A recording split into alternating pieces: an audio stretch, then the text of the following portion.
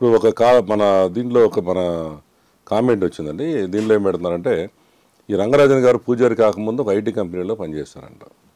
అట్లాగే ఉస్మానియా యూనివర్సిటీ నుంచి ఇంజనీరింగ్ కూడా చేశాడు. అంటే ఈయన వంశపారంపర్యంగా పురోహితులు కాదు, వీళ్ళు జాబులు చేసుకుంటూ వీళ్ళు అన్అఫీషియల్గా వచ్చి 1995లోనే ఈయన పూజారి అయ్యాడంట.